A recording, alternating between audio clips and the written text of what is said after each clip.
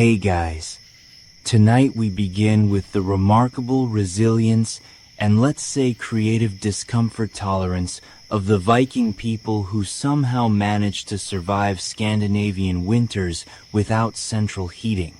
So, before you get comfortable, take a moment to like the video and subscribe, but only if you genuinely enjoy what I do here. And let me know in the comments where you're tuning in from and what time it is for you. It's always fascinating to see who's joining us from around the world. Now, dim the lights. Maybe turn on a fan for that soft background hum or a space heater if you're feeling historically dishonest. And let's ease into tonight's journey together. When the temperature outside dropped to absolutely naught, the Vikings didn't panic. They simply retreated into their longhouses. Large, low, and only slightly less breathable than a modern sauna built in a cab.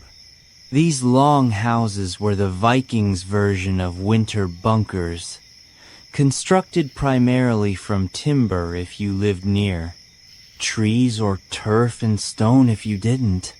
They were built low to the ground to conserve heat, and wide enough to accommodate multiple families, and in some cases a few strategically placed cows, because nothing says comfort like sleeping next to something that chews cud and fart.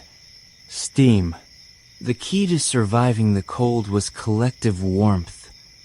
Think of a long house as one big communal thermal battery. Human bodies, animal bodies, and a fire pit, all operating in cozy, unventilated harmony. It was less house and more survival. Cuddle bunker. The hearth ran through the center of the long house, acting as both stove and space heater. There were no chimneys because chimneys hadn't been invented yet, or more accurately, they had. But not in places where people were still using bones as doors stops. Instead, smoke rose and collected in the rafters, occasionally finding its way out through a hole in the roof, or staying right where it was, turning the entire ceiling black, and everyone's lungs into wool-lined ashtrays. To modern eyes, Viking homes might seem unbearably smoky, crowded, and oddly intimate, and that's because they were. But for the Vikings, it was the best option short of becoming a snow sculpture. Raised sleeping platforms lined the walls, often stuffed with straw, moss, or whatever was soft and vaguely flammable. Families, and sometimes their goats, all slept in the same space. Not because they loved each other that much, but because warmth wasn't optional and privacy wasn't invented yet. In short, Viking longhouses weren't comfortable, but they were efficient. They kept people alive during brutal winters, even if they didn't keep them particularly fragrant or rested. Viking fashion was less about runway style and more about not freezing to death before breakfast. If there was one thing the Norse understood better than raiding, it was layering. And not just in a scarf and mittens way. We're talking full-body wool armor reinforced with fur, leather, and a complete lack of shame. The base, layer, linen, if you were lucky enough to own some. Linen was light, breathable, and good at wicking sweat. Unfortunately, it also tore easily and was expensive to make, which is why most people skipped straight to wool. Lots of wool. Viking men wore tunics over trousers with leg wraps that were basically ancient thermal leggings. Women wore long woolen dresses layered with aprons and cloaks. Everyone wore belts to keep things together, and pouches to carry whatever was needed. Knives, flint, or maybe a piece of emergency cheese. Cloaks were essential. They were fastened with brooches, sometimes fur-lined, and if you didn't have one, you probably didn't have much time left either. Boots were made of animal hide, often from cattle or seals, and waterproofed using generous amounts of fat. Viking footwear wasn't pretty, but it was grease-sealed and windproof. The only downside? You smelled like a jerky factory. For the really dedicated, intestines were sometimes used to make waterproof layers. Yes, actual animal. Guts. Cleaned, scraped, dried, and sewn into a kind of proto-raincoat. It wasn't breathable, but it did keep out snow and rain, and no one was going to question your outfit when you were literally wrapped in internal organs. Hats, mittens, and scarves were all standard, often made from felted wool, which was wool beaten until it gave up its structural integrity and became a warm, dense mat. If you didn't own gloves, you stuffed your hands in your cloak and hoped no one noticed your fingers turning blue. When it came to surviving frigid Scandinavian nights, the Vikings had one culinary rule. Eat like your life depends on it, because it actually does. Calories weren't indulgence, they were insulation. Viking winter cuisine wasn't elegant, but it was dense, fatty, and almost aggressively practical. Let's start with the essentials: meat, dairy, grain, and preserved fish. Lots and lots of preserved fish. They smoked it, salted it, dried it, fermented it, then apologized to no one. Lutefisk, for example, is white fish soaked in lye until it's equal parts food and dare. Not delicious, but impressively immune to spoilage. For heartier meals, stews were the go-to. Vikings threw whatever they had into a pot over the hearth. Cuts of meat, root vegetables, oats, even sour milk. The longer it cooked, the better. The result wasn't glamorous, but it stuck to your ribs, and possibly to the bowl. Dairy was a year-round staple, but especially critical in winter. Cheese and butter were made during the warmer months and stored for cold season rationing, and not the nice creamy brie sort. Think hard, salty, wheel-shaped pucks of milk, solid survival, perfect for chewing, trading, or hurling at wolves. They also made sky, which was sort of a yogurt, sort of a cheese, and definitely a Viking version of you'll eat it and you'll be grateful. High in protein and incredibly sour, it was the culinary equivalent of a slap to the face, invigorating but confusing. Grains were stored in bulk. Barley and rye formed the basis for flatbreads and porridge. Viking bread was dense, dark, and sometimes baked with crushed tree bark to stretch the flour further. Again, not tasty, but if your blood sugar stayed above freezing, it was doing its job. And finally, alcohol. Ale and mead weren't just for feasts. They were caloric, mildly antiseptic, and deeply comforting when your toes had gone numb. Me especially made you forget that you lived in a smoke-filled shed with livestock and 6 relatives. And if it tasted terrible, even better, no one would steal your leftovers. When winter hit hard, and in Scandinavia it always did, Vikings turned to their most reliable source of heat, other mammals. Bringing animals indoors wasn't considered odd. It was considered efficient. Chickens, pigs, sheep, goats, and even cattle were invited inside Viking longhouses, not for companionship, but for body warmth. Think of it as medieval central heating powered by mooing. The livestock were usually housed in a section of the longhouse called the byre. Essentially, the garage meet stable portion of the structure. A low dividing wall kept animals and humans semi-parated. And by semi-separated, we mean close enough to smell, but not close enough to pet without consequences. On brutally cold nights, boundaries blurred. A family might huddle closer to the byre. Children might nap beside a sheep. If the ox was warm and willing, congratulations, that was your pillow now. Not cozy, but undeniably effective. The logic was simple. Animals generate heat. A cow can put out as much warmth as a small campfire and doesn't require kindling. In extreme conditions, that warmth could mean the difference between waking up frostbitten and waking up only slightly annoyed by the snoring pig. Of course, the side effects were less charming.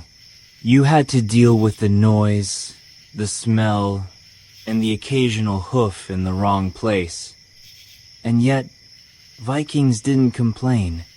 They understood a universal truth. Warmth now, dignity later. It wasn't just about heat either. Keeping animals close protected them from theft, predators, and freezing to death outside.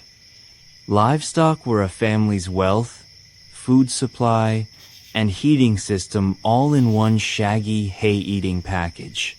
In many cases, long houses were designed with this in mind. Builders intentionally channeled warmth from the byre toward the living quarters. It was architecture by survival instinct. Simple, effective, and unapologetically fragrant. Vikings didn't just survive the cold. They endured it with a disturbing amount of cheer.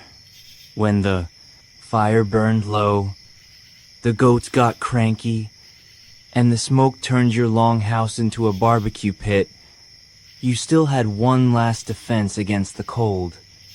Each other. Huddling wasn't just warmth. It was community engineering. Families slept side by side on raised platforms layered in wool, and whatever scraps of hide weren't being used to patch the roof. Privacy was a myth. Comfort was a rumor, but warmth that was shared. Children nestled between adults. The elderly were treated like heated relics. Dogs and cats weren't pets. They were thermal devices with whiskers. Everyone packed in, breathing each other's smoky cabbage-scented air and pretending they couldn't hear Uncle Bjorn snoring like a wounded elk. But this wasn't just physical survival. Winter isolation could rot your mind faster than your toes. That's where Viking humor came in. Rough, blunt, and strangely effective. They told sagas and sang songs, often about warriors freezing to death heroically, which somehow made everyone feel better. They roasted each other with sharp wit and zero filter. Nothing beat back seasonal depression quite like mocking your cousin for falling in the latrine last week. Feasting was another essential morale booster. During mid-winter, food that had been hoarded since fall was brought out in generous portions, not just to celebrate Ula, but to remind everyone, hey, we're still alive, and look, we have turnips. Vikings also held games and competitions inside, sometimes including riddles, board games like a kind of proto-chess. with more betrayal or wrestling matches that occasionally knocked over the livestock. The goal wasn't just entertainment. It was distraction from the cold, the dark, and the very real possibility that spring might never come. But most of all, they survived winter because they expected it to be hard. There was no complaining, no sense of entitlement to comfort. Misery was the default setting. Anything better was a bonus. Insulation as we know it today involves fiberglass, foam, or other high-tech materials with catchy brand names and warning labels. The Vikings had no such luxury. Their insulation plan was simple. Shove as much nature into your walls as possible and hope it holds. A Viking longhouse wasn't a drafty shack by accident. It was by design, sort of. These homes were engineered for heat retention, using whatever materials were available.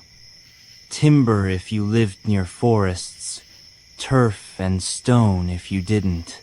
The walls were thick, sometimes up to a meter, and the idea was to trap heat by any means necessary. Between the logs or stones, they packed moss, straw, mud, or animal hair.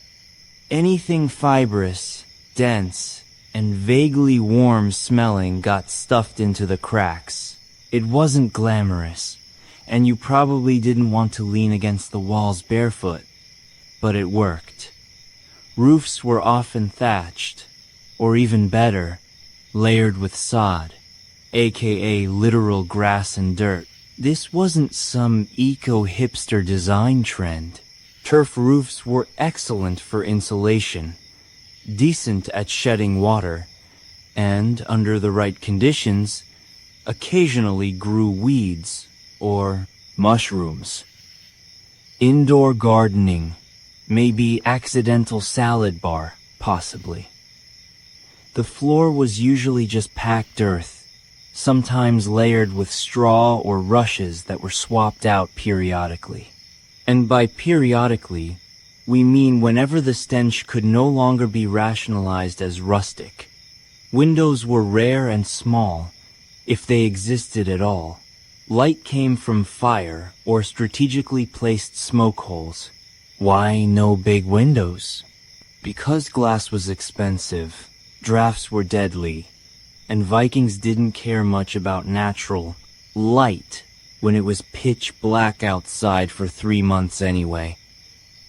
And yet, this slapdash collection of timber, turf, and biological fluff was surprisingly effective.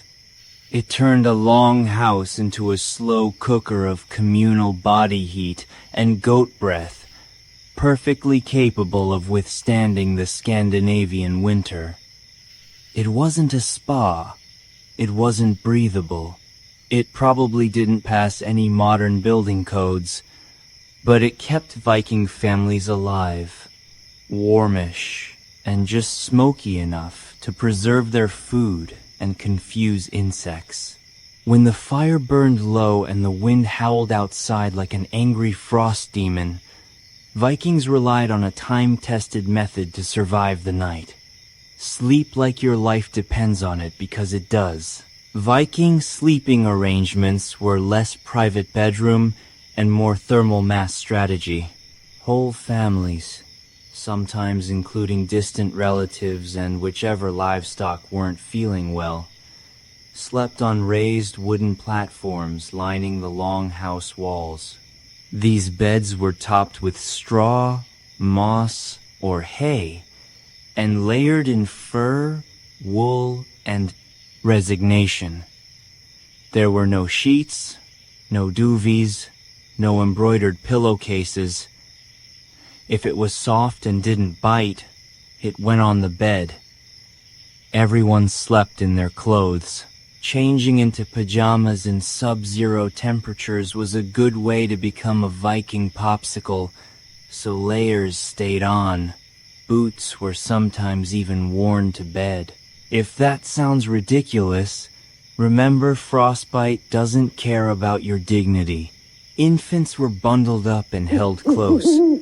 Children were often placed between parents or older siblings, not for emotional bonding, but for pure logistical insulation. It was essentially a family-sized meatloaf of humans and wool. Couples slept together, obviously, but so did anyone who could squeeze in. Modesty was not a priority. Warmth was, if someone's feet wandered a bit, that was called survival, not scandal. Wool cloaks were draped over bodies like medieval thermal blankets. Animal hides, especially from reindeer or bears, added another layer of warmth. If you had a bearskin blanket, you were either very rich or very lucky, or very committed to hunting terrifying things in winter. In wealthier households, or during particularly brutal winters, heated stones or bricks were sometimes placed under bedding. Yes, the Vikings had their own version of a hot water bottle, only heavier and more likely to burn your thigh. And if the fire in the hearth went out during the night, you didn't relight it immediately. You pulled someone closer and muttered something in Old Norse that probably translated to, "Don't you dare steal the fur again." In short, sleeping in a Viking longhouse wasn't glamorous. It was smoky, cramped, and had a 100% chance of snoring. But it worked. In theory, smoke was supposed to drift up and escape through the thatched roof or a vent near the top of the structure. In practice, it clung to the rafters like an unwanted guest and slowly filtered down into everyone's lungs. You didn't breathe fresh air in a Viking house. You breathed experienced air. By the end of a winter evening, your chest felt like it had smoked a pork shoulder, and so did the pork shoulder. Oddly enough, this wasn't all bad. The smoke helped preserve meats and fish hung from the rafters. It also kept insects and mold at bay. Plus, the constant low-level exposure probably gave every Viking the respiratory system of a Victorian coal miner. Still, the downsides were hard to ignore. Red eyes, hacking coughs, and ceilings stained darker than Odin's mood.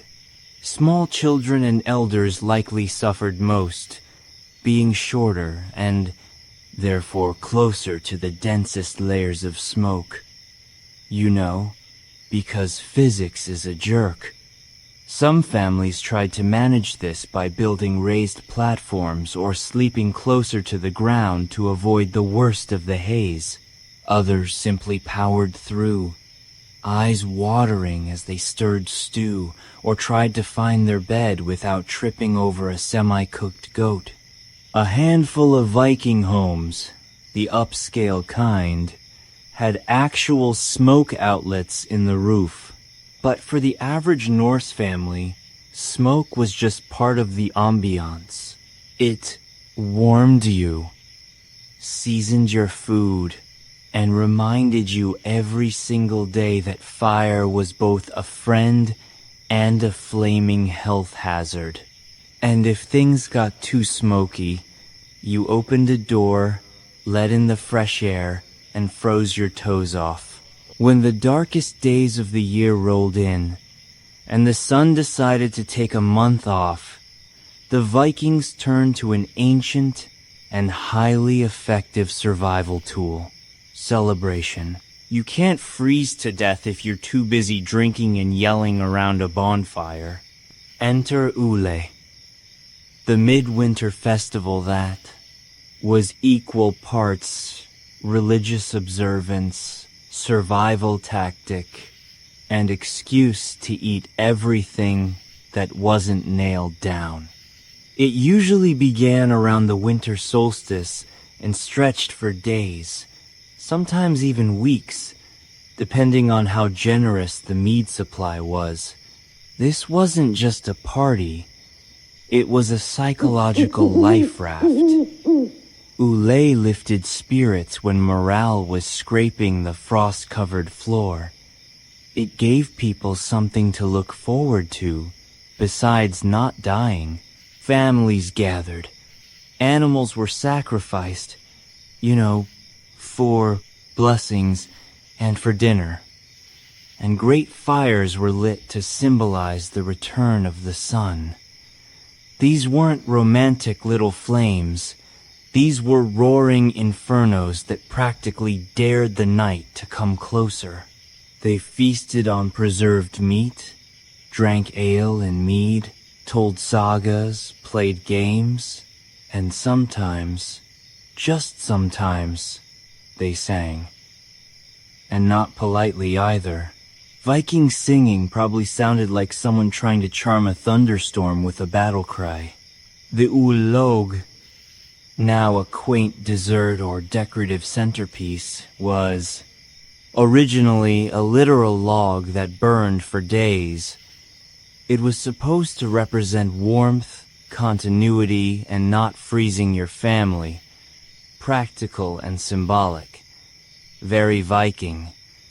There were also supernatural concerns. Winter was considered a time when spirits, trolls, and restless ancestors wandered freely. So, rituals, charms, and offerings were made to keep the peace, and possibly to convince those spirits not to steal your goat. And yes, a lot of modern Christmas traditions got borrowed from Ulay. Evergreens, feasting, gift-giving, dragging dead trees indoors, all Norse approved. But above all, Ulay was about enduring together.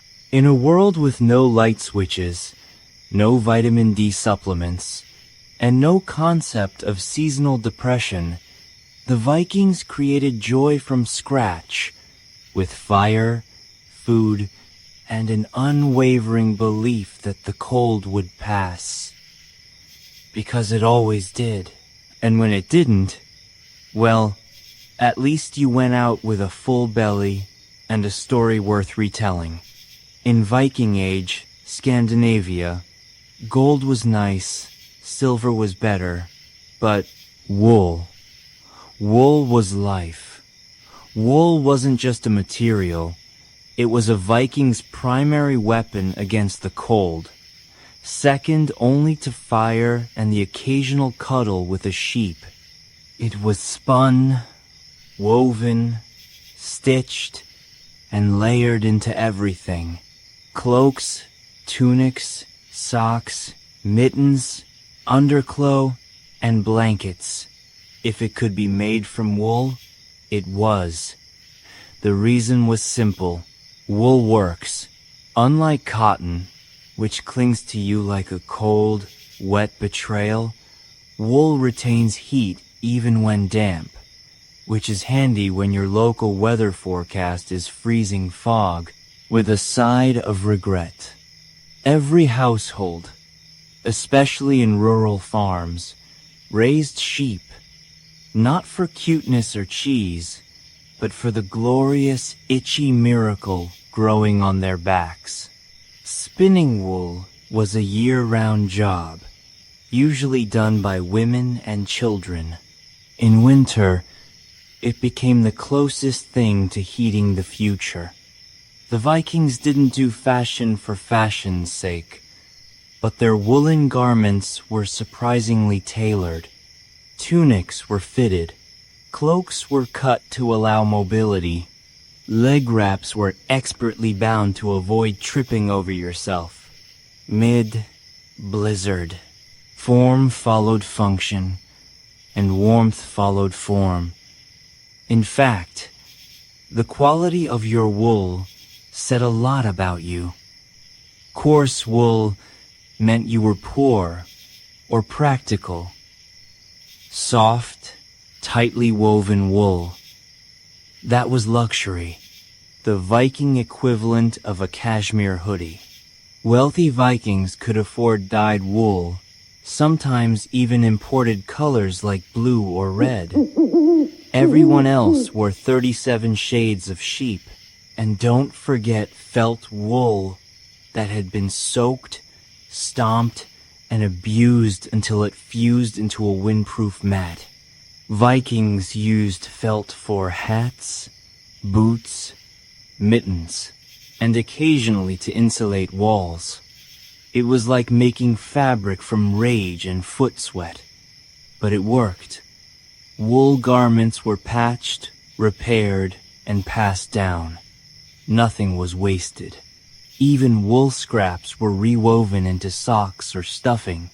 A good cloak could last generations, assuming it didn't catch fire, blow away, or get buried with you as part of your going away outfit. It may sound like a contradiction, but some of the coldest weather people in history were also huge fans of getting even colder on purpose. Yes, the Vikings had a thing for saunas and ice baths, because why merely survive the cold when you can challenge it to a duel? Viking sweat lodges called badtoffer were small huts or pits built with stone and turf, where hot stones were doused with water to produce steam. You'd sit inside half naked and sweating like a berserker at a summer feast while the outside world froze solid. It was a hot, humid, smoky break from the ice-crusted reality beyond the door.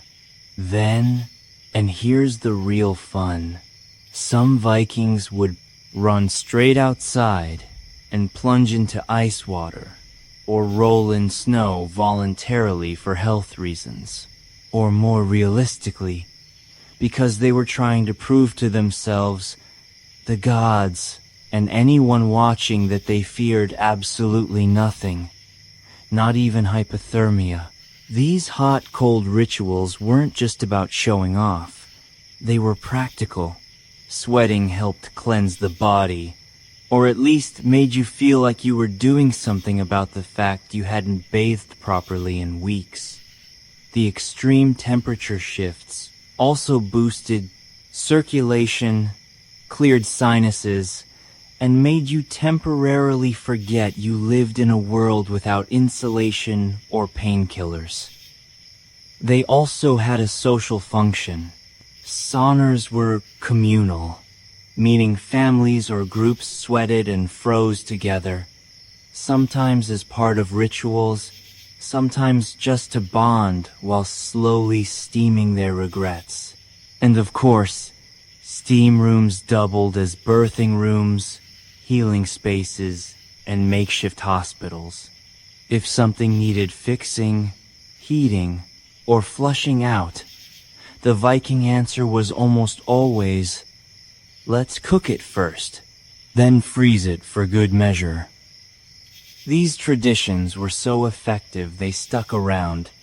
In fact, modern Nordic countries still embrace sauna culture, though these days they tend to leave the goats out of it. Surviving the cold was one thing. Surviving the boredom, that was its own kind of warfare. With long, dark nights, frozen ground, and months of not being able to raid, sail, or plant anything, Vikings had to get creative about passing the time indoors without losing their minds or murdering their relatives. First up, repairs and prep work. Winter was prime time for sharpening weapons, fixing tools, re-ringing bows, and mending clothes. If your shirt had a hole in October, you'd better believe it was patched by candlelight in December. Unless you enjoyed frostbite in creative new places, then there was spinning and weaving. Women, children, and anyone with two functioning hands spent endless hours turning wool into yarn and yarn into garments. It wasn't glamorous, but you knew your cloak didn't make itself. Every stitch was another layer between you and death by wind chill. Crafting also came into play. Wood carving, bone tools, antler combs. Winter was when practical turned artistic. The long house might look bleak from the outside, but inside it was a hive of quiet productivity and occasional swearing when someone dropped a needle. Storytelling was the big one. The Vikings didn't have Netflix, but they did have sagas. Epic oral tales of gods, heroes, monsters, and other family members who made poor life choices. These stories were passed down by firelight, each retelling slightly exaggerated for dramatic effect. Thor didn't just kill the giant, he punched the moon afterward, probably. Games helped too. Vikings played board games like Hennefle, a strategy game that makes chess look like tic-tac-toe, and dice games that combined luck, bluffing, and possibly a little gambling. Some families also played riddles or staged mock duels when things got really dull. Of course, alcohol helped lubricate all of this. Mead made storytelling funnier, crafting sloppier, and family squabbles slightly more entertaining for bystanders. The Vikings didn't just fight the cold with cloaks, fires, and a questionable relationship with livestock. They fought it with mindset, and not the inspirational poster kind, more like a grim, bone-deep refusal to be impressed by nature trying to kill them. For the average Norse person, winter wasn't unexpected or tragic. It was simply part of the calendar, like planting season or time to raid France. Again, they didn't dread winter. They prepared for it, expected it, and met it with the emotional equivalent of a shrug. That wasn't an accident. Viking culture trained people from birth to see hardship not as a problem, but as a proving ground. Cold, pain, hunger, that wasn't failure. That was character development. You didn't complain. You endured. Ideally with a stoic grimace and maybe a sarcastic comment about how this was still better than dealing with taxes. This mindset wasn't just cultural, it was spiritual. Norse mythology is filled with frost giants, endless winters, and gods who power through suffering like it's a casual Tuesday. When your belief system includes a literal apocalypse called Fimble Winter, an endless all-consuming freeze before the world ends, you stop flinching at a little snow. This mental toughness was reinforced socially. Weakness wasn't mocked. Exactly. It was simply ignored. No one wanted to be the one who couldn't handle the dark. So, people kept going. They stayed busy. They joked about the cold. They laughed in the face of despair, then poured another mug of me and kept sewing their 43rd mitten.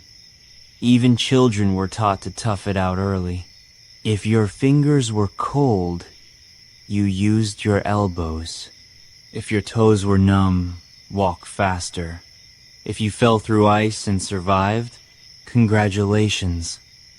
You were now interesting enough to tell stories about. Was it healthy? Probably not. Effective? Absolutely. Modern survival manuals talk about the importance of mindset. The Vikings already knew. They didn't see winter as an enemy to be defeated. They saw it as a test, one they had already passed 100 times before, and that's how they survived the coldest nights with fire, fur, and a psychological middle finger raised to the wind. If there's one thing the Vikings understood better than most, it was this. No one survives winter alone.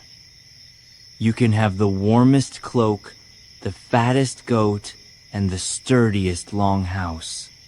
But without community, you're just a cold person with great accessories. Viking society was built on interdependence. Families didn't live in isolation. They clustered in farms, villages, or settlements, often made up of extended kin and close allies. When winter hit, this network became your literal lifeline. Food was shared, firewood was pulled. If your roof collapsed, someone helped you fix it. If your child got sick, someone offered herbs, prayers, or at the very least, a sympathetic grunt. This wasn't generosity for generosity's sake. It was survival math. The more people you kept alive through winter, the more hands you would come spring for farming, sailing, fighting, or just holding back the cows during carving season. Helping others helped yourself, even if that meant sharing your last smoked fish with a cousin you didn't particularly like. During midwinter feasts like Ule, this bond was reinforced with food, storytelling, and low-grade drunken philosophy. These weren't just parties, they were social glue, keeping morale intact, and reminding everyone they weren't facing the darkness alone. Even resource storage reflected this mindset. Communal granaries, meat cellars, and smokists weren't uncommon. If one family's supplies ran out, others pitched in, not because it was polite, but because winter was long, and one weak link in the chain could drag down the entire group. Justice and leadership played a role, too. Local chieftains, or gaudy priests, and legal leaders were responsible for maintaining order, but also making sure no one froze in a ditch. Their reputation depended on their ability to manage both law and logistics. A respected leader was one who could settle a dispute and organize firewood collection. There was also, of course, peer pressure. If you tried to hoard food or skip your chores, your neighbors would notice, and in Viking society, getting judged by the entire village was just slightly worse than death. At the end of it all, the snow, the darkness, the livestock snoring in your bed, one truth remained. The Vikings didn't just survive winter, they turned it into a proving ground. Every layer of wool, every puff of smoke, every grim joke around the hearth was part of a cultural blueprint designed for one purpose: endurance. Winter wasn't an obstacle, it was an opponent. And the Vikings, they trained year-round for the match. They adapted constantly. If the longhouse was too drafty, they patched it with moss. If the stew was thin, they made it thicker with turnip. If the nights dragged on for weeks, they filled them with stories, games, rituals, and the occasional impromptu wrestling match between cousins. No central heating. Fine. They built fire pits, no waterproof gear. They invented it out of sheep and stubbornness. No antidepressants. They had sagas, and the kind of dark humor that makes seasonal depression afraid to show up. And while other civilizations slowed down in winter, the Vikings used it to get stronger. Weapons were repaired, children were trained, new ideas were shaped around the fire. When the ice thawed, these people didn't stumble blinking into the sun. They came out ready to plant crops, build ships, make alliances, or sail across oceans to places warmer, richer, or simply worth looting. Winter didn't weaken them. It hardened them, made them leaner, meaner, and more inventive. Their success didn't come from magic or divine insulation. It came from a relentless, often smoky commitment to survival by any means necessary. Whether that meant sleeping under a goat, steaming in a hut, or eating yogurt that doubled as industrial sealant, they did it. And they did it together. Abraham Lincoln was born on February 12th, 1809, in a one-room log cabin on the edge of the Kentucky wilderness, a place where survival was never guaranteed and education was an afterthought. His father, Thomas Lincoln, was a hard-working but uneducated farmer and carpenter. His mother, Nancy Hanks Lincoln, was quiet, gentle, and literate, a rarity on the frontier. Together, they lived in near poverty, scratching out a life from thin soil and thick woods. The cabin itself had no windows, no floor, and certainly no bookshelves. Abraham's world for much of his early life was one of candlelight, silence, and endless labor. He would grow up chopping wood, carrying water, and wearing clothes that were more patch than fabric. There was no formal schooling in those early years. In fact, Lincoln would later estimate he had less than a single year of proper education in his entire life. But he had something more powerful, a restless mind, and an aching hunger to learn. When Nancy Hanks died in 1818, possibly from milk sickness, Abraham was only 9 years old. Her death left a void in the boy's life that would never truly close. She had been his emotional anchor, the one who saw something different in him. After her burial, which was done by hand in the forest behind their farm, young Abe whittled a wooden marker himself. It was rough, crude, and soaked with tears, but it said everything. He remembered her. A few months later, Thomas remarried a widow named Sarah Bush Johnston. Unlike the stereotypical wicked stepmother, Sarah brought warmth, books, and structure. She recognized Lincoln's intelligence and encouraged his curiosity. Between chores, he devoured everything he could get his hands on.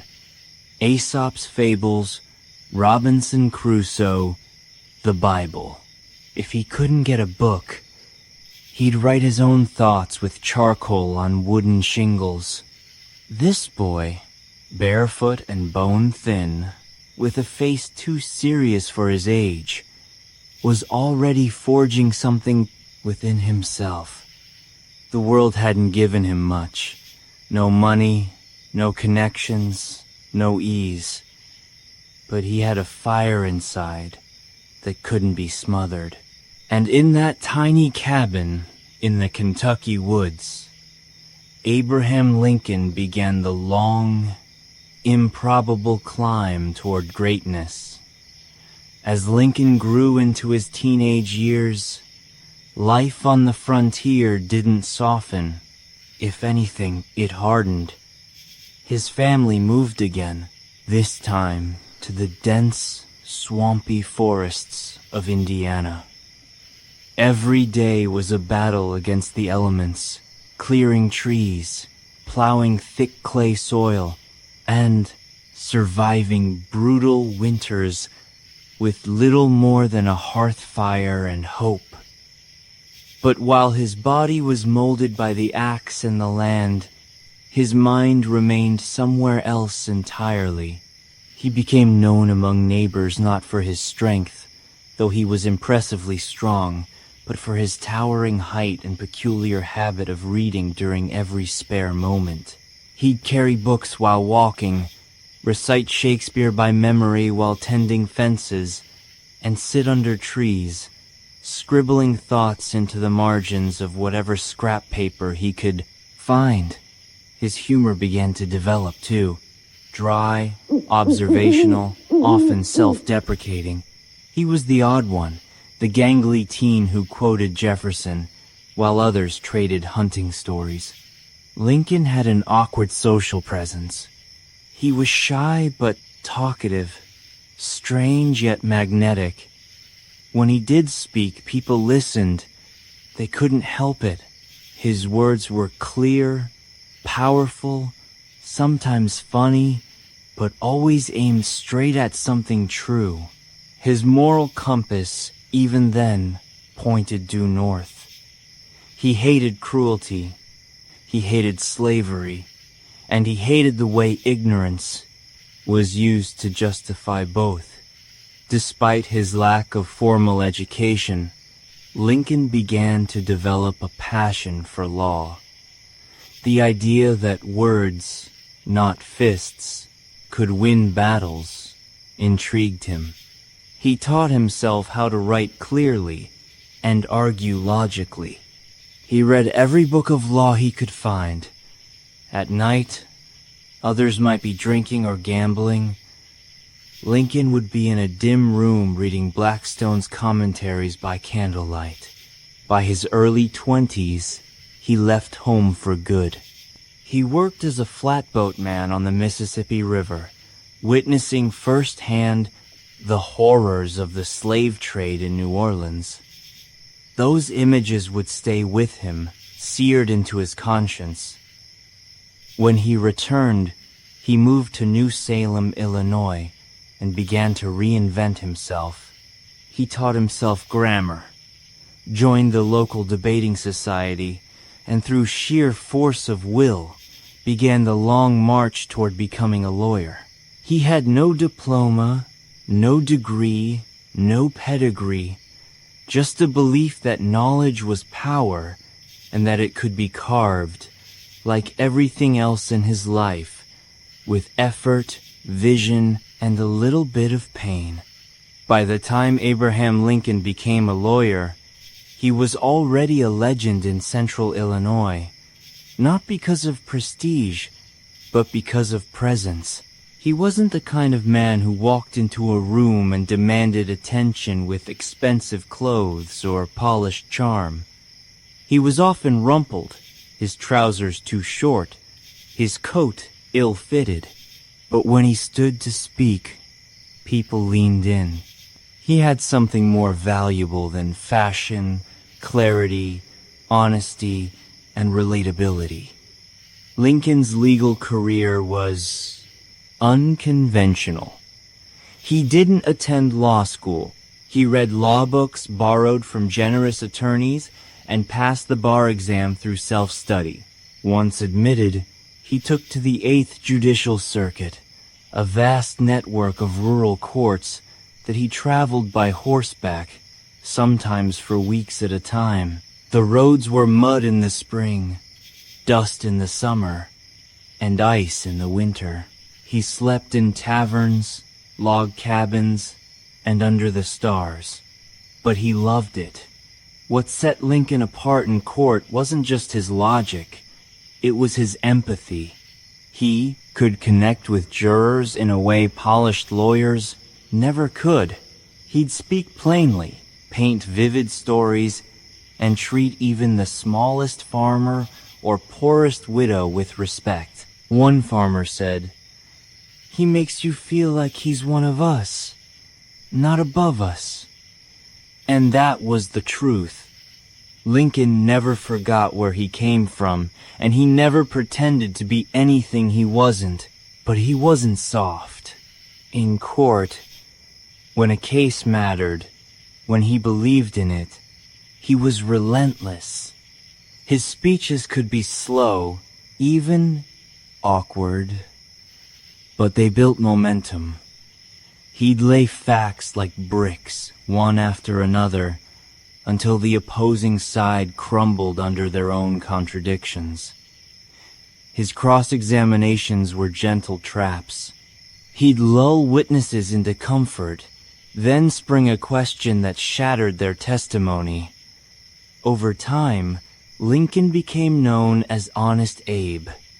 It wasn't a campaign slogan, it was earned. He returned fees if he thought a case was unjust. He refused to represent clients who lied. And when other lawyers cut corners, he simply walked away.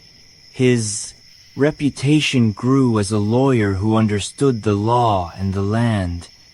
But behind the scenes, another fire was smoldering. Politics. The law had taught him how people worked. Now he wanted to help change the system they lived in. And as slavery crept further into the national conversation, Lincoln's quiet conscience was about to roar. Lincoln's first real foray into politics wasn't exactly meteoric. In 1832, at just 23 years old, he ran for the Illinois state legislature and lost. But failure didn't discourage him. If anything, it clarified what he needed to do. Listen more, learn more, and meet people where they were. 2 years later, he tried again and won. In Springfield, the new capital, Lincoln quickly became known for his measured speeches, dry wit, and moral conviction.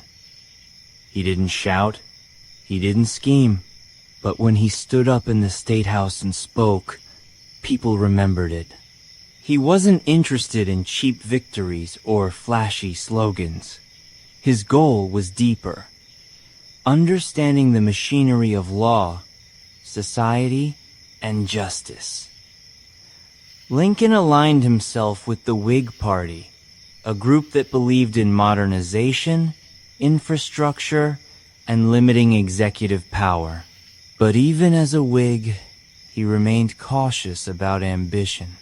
He often joked about being too ugly for politics. He read voraciously, debated energetically, but never seemed to lust for power the way other men did.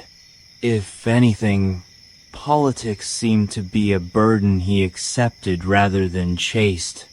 During his 4 terms in the Illinois legislature, Lincoln built alliances with farmers, merchants, and other lawyers. He wasn't the loudest in the room, but often the most trusted. He developed a reputation for being principled, especially regarding slavery. Though he wasn't yet calling for abolition, he firmly opposed the expansion of slavery into new territories. He called it unjust, immoral, a national hypocrisy. In 1846, Lincoln made the leap to national politics, winning a seat in the U.S. House of Representatives. There, he took a bold and unpopular stance against the Mexican-American War, calling it unconstitutional and unnecessary. This wasn't a winning move politically. His district didn't like it. He served a single term and didn't run again. Back in Springfield, he returned to his law practice, married Mary Todd, a well-educated woman from a slaveholding Kentucky family, and tried to live a quieter life. But the nation was changing rapidly.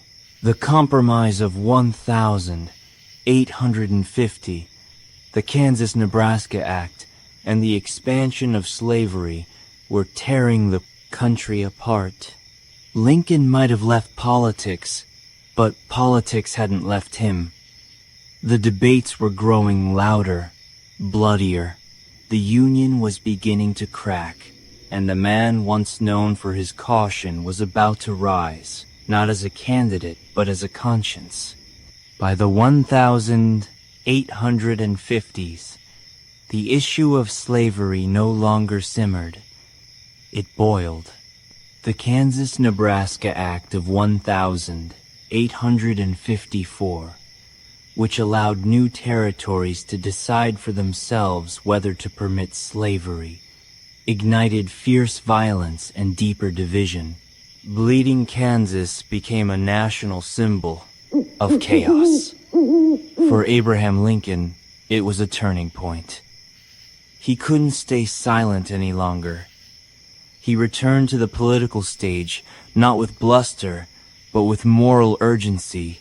He joined the newly formed Republican Party, a coalition of former Whigs, Free Soilers, and abolitionists, all united against the expansion of slavery. Lincoln wasn't a radical abolitionist. He didn't call for immediate emancipation yet, but he believed deeply that slavery was wrong, and that allowing it to spread into new states was both dangerous and unjust. In 1858, he was thrust into the national spotlight during his Senate campaign against Stephen A. Douglas, one of the most famous politicians in America. The two agreed to a series of debates across Illinois, and what followed became one of the most famous political showdowns in American history, the Lincoln-Douglas debates. Douglas defended popular sovereignty, the idea that each state should choose whether to allow slavery. Lincoln countered with clarity. A house divided against itself cannot stand. He declared, if slavery continued to spread, it would tear the Union apart. He argued that the nation couldn't endure permanently half slave and half free. He didn't win that Senate race, but he won something greater: national attention. Newspapers reprinted his words across the country. People who had never heard of Lincoln before now whispered about the lanky lawyer from Illinois with the deep-set eyes and deeper convictions. Though he lost, he'd proven himself. He stood toe-to-toe with one of the great orators of the time and never flinched. He challenged the nation's comfort, not for personal gain, but because his conscience demanded it. Privately, Lincoln wrestled with the enormity of the issue. He once wrote that if slavery isn't wrong, then nothing is wrong. But he also knew that acting too quickly could shatter the fragile Union. Still, the die was cast, the national mood was shifting, and Lincoln was rising with it. Not as a politician with easy answers, but as a voice of moral clarity in a time of moral fog. By 1860, America stood on the edge of a knife. Sectional tensions had reached a breaking point. Slavery wasn't just a moral debate anymore. It was a political firestorm. Southern states threatened secession, and the Republican Party was scrambling to find a leader who could unite the North without sparking immediate war. That unlikely figure turned out to be Abraham Lincoln. At the Republican National Convention in Chicago, he was not the front runner. In fact, most expected the quote-naughty A-10 nomination to go to Senator William Seward of New York, a polished statesman with decades of political experience. But Lincoln had something the others didn't: a clean reputation, a moderate tone, and powerful momentum from his debates with Douglas. His team campaigned hard behind the scenes, emphasizing his frontier roots and personal honesty. Lincoln was portrayed as the self-made man, the rail splitter who rose from nothing. His humble beginnings weren't a liability. They were a symbol of American potential. By the third ballot, he secured the nomination, and the political world blinked in surprise. The general election was bitter and fractured. The Democratic Party split in two, with Northern and Southern factions backing different candidates. Lincoln's name didn't even appear on most Southern ballots, but in the North and West, he carried immense support. On November 6th, 1860, he was elected the 16th President of the United States, with just 40% of the popular vote, but a decisive electoral majority. He didn't celebrate. In fact, the mood was grim. Within weeks, South Carolina voted to secede. 6 more Southern states followed before Lincoln even took office. The country was unraveling faster than anyone expected. As he prepared to travel from Springfield to Washington, D.C. for his inauguration, Lincoln received death threats daily. Some warned he wouldn't survive the journey. Security was so tight that he had to sneak into the Capitol by train under the cover of night, disguised and unannounced. This was not the triumphant arrival of a conqueror. It was the reluctant entrance of a president-elect whose election had cracked the Union. When Lincoln finally took the oath of office on March 4th, 1861, he faced a country divided, angry, and armed, and yet, in his address, he reached not for vengeance but for peace. "We are not enemies but friends," he said. "We must not be enemies." But the winds of war were already howling at the door. Barely a month after Abraham Lincoln took office, the first shots were fired at Fort Sumter in South Carolina. The Civil War had begun. What followed was the bloodiest conflict in American history, a brutal test not just of military might, but of Lincoln's character, leadership, and resolve. Lincoln had no military background. He had briefly served as a captain in the Black Hawk War, but had never seen combat. Now he was commander-in-chief of a nation at war with itself. He spent long nights in the War Department reading telegrams, studying maps, and learning strategy on the fly. He read books on warfare, questioned his generals, and obsessed over troop movements. He wasn't a warrior by nature, but he became one by necessity. His early presidency was marked by frustration. General after general disappointed him. George Mellon in particular had the loyalty of the troops but the caution of a man afraid to fight. Lincoln, exasperated by delays and excuses, once asked, "If General Mellon does not want to use the army, I would like to borrow it for a while." But Lincoln's real genius wasn't just in battlefield decisions. It was in vision. He understood that this war wasn't just about states' rights or secession. It was about the very soul of the nation. Could a country built on liberty survive half enslaved? At first, Lincoln moved cautiously on slavery, fearing that aggressive abolition would push border states into the Confederacy. But as the war dragged on and casualties mounted, his thinking evolved. The moral issue and the military one became inseparable. Slavery, he concluded, was the engine of the Confederate economy and morale. If it wasn't destroyed, the rebellion would never die. On January 1863, he issued the Emancipation Proclamation, declaring all slaves in Confederate held territories free. It didn't free everyone overnight, but it changed everything. The war was no longer just a fight to preserve the Union. It was a fight for human freedom. Internationally, it closed the door on British or French support for the Confederacy.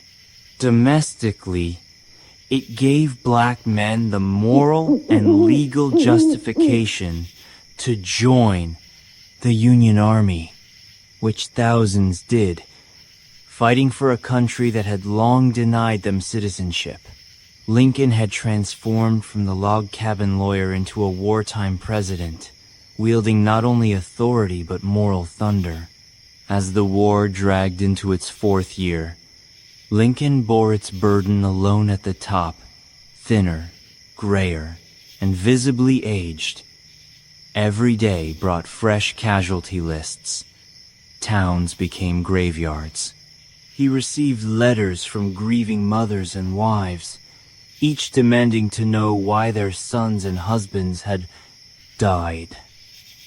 And though he never fought on a battlefield, Lincoln carried the war in his eyes and on his shoulders. His cabinet was a mix of political rivals, men who once ran against him and didn't always respect him. But Lincoln managed them like a maestro, balancing ambition with purpose. He didn't rule by fear or force. He ruled with patience, stories, and clarity. Even his critics began to admit the man had steel beneath the smile. And then came Gettysburg. The battle in July 1863 was a turning point. Over 50 men were killed, wounded, or missing in 3 days of horror. Months later, Lincoln traveled to Pennsylvania to deliver a short speech at the new cemetery. It wasn't meant to be headline-making, just a few words of reflection. But in just 272 words, he rewrote the purpose of the war. That this nation under God shall have a new birth of freedom, and that government of the people, by the people, for the people, shall not perish from the earth. The Gettysburg Address wasn't grandiose. It was restrained, reverent, and eternal. And it made clear that this war wasn't just about unity. It was about redemption, remaking the nation into what it had always claimed to be. As the 1864 presidential election loomed, Lincoln faced deep opposition. The war was still raging, and his support was crumbling. Even within his own party, there were calls to replace him on the ticket. Many believed he'd lose to Democrat George Mellon, the very general he had fired.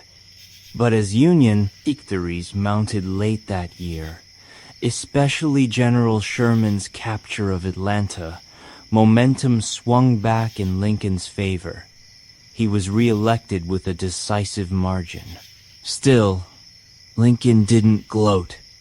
"It is not in my nature to triumph over anyone," he said.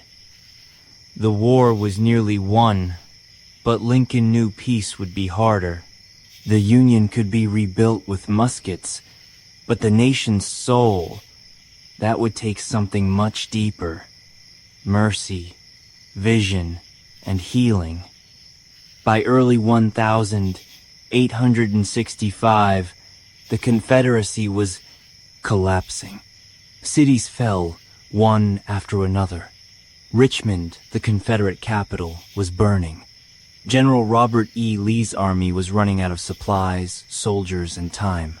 And yet, Lincoln showed no joy. Victory for him was never about punishment. It was about restoration. In his second inaugural address delivered on March 4th, 1865, Lincoln spoke not as a conqueror, but as a moral philosopher. "With malice toward none, with charity for all," he said, "with firmness in the right, as God gives us to see the right, Let us strive on to finish the work we are in. These were not the words of a politician looking to crush his enemies. They were the words of a father trying to save his broken family. On April 9th, Lee surrendered to Ulysses Grant at Appomattox Courthouse. The war was over. The Union had been preserved. Slavery through the ratification of the 13th Amendment had been abolished. For the first time in centuries, the nation took a trembling step toward the ideals it had professed in 1776. But just as the country exhaled, tragedy struck. Only 5 days after the surrender, Abraham Lincoln attended a play at Ford's Theater in Washington. In the middle of the performance, actor and Confederate sympathizer John Wilkes Booth crept into the presidential box and shot Lincoln in the back of the head. He died the next morning, April 15th, 1865. The nation mourned like never before. Black Americans, many newly freed, wept in the streets. Former enemies, even in the South, acknowledged the depth of the loss. He had been their best hope for reconciliation. A man who never saw politics as war and never let hatred take root in his heart. Lincoln didn't live to see Reconstruction or to heal the wounds his presidency had helped expose. But his death transformed him from a leader into a symbol of freedom, unity, and the painful price of moral progress. From the dirt floor of a Kentucky cabin to the highest office in the land, Abraham Lincoln rose without money, without privilege, and without cruelty. He led a nation through its darkest hour, not with blinding brilliance, but with steady, stubborn light. And that light, dimmed by an assassin's bullet, still burns in the story of America.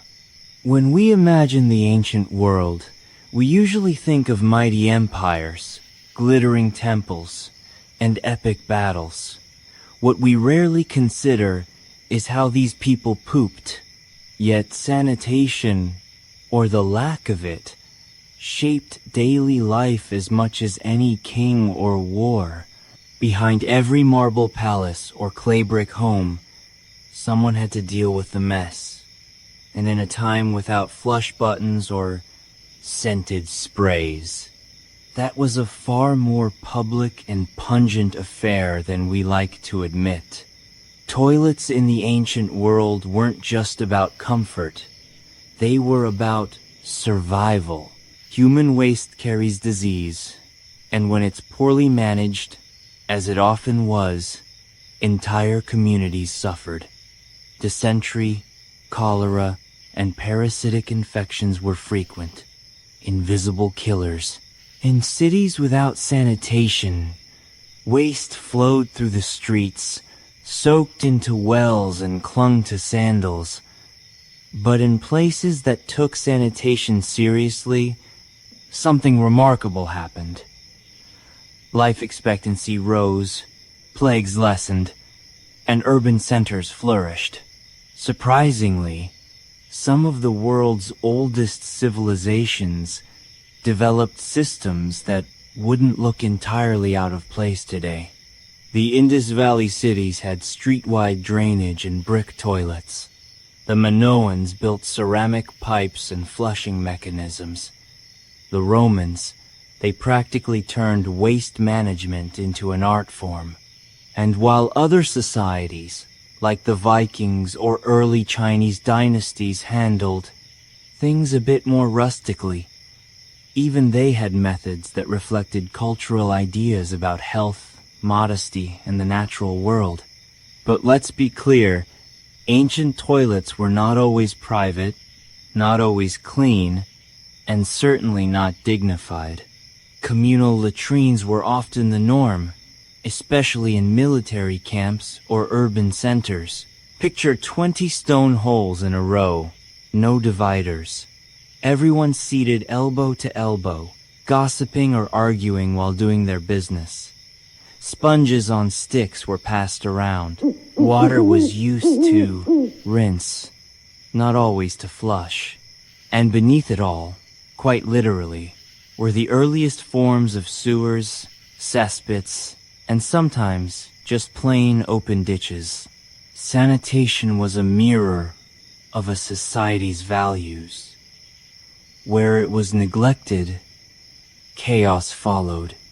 Where it was engineered, civilization bloomed. And if you're brave enough to look past the filth, you'll discover a hidden history. One where pipes, pits, and poop tell us more about ancient life than monuments ever could. Long before the Romans laid down aqueducts or the Greeks dreamed of public baths, the people of the Indus Valley were already solving one of civilization's dirtiest problems, sanitation. Dating back to around 2600 BCE, the cities of Harappa and Mohenjo-daro, located in what is now modern-day Pakistan, were surprisingly advanced in their urban planning, particularly when it came to managing human waste. At first glance, the remains of these ancient cities might seem like nothing more than dusty ruins. But look closer, and you'll find a highly organized network of brick-lined streets with standardized measurements and most impressively covered drainage systems running alongside them.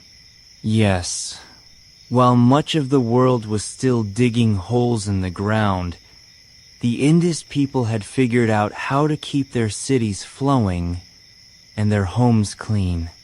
Each house, even modest ones, had a small room designated for washing, often featuring a squat-style toilet or bathing area connected to a vertical chute.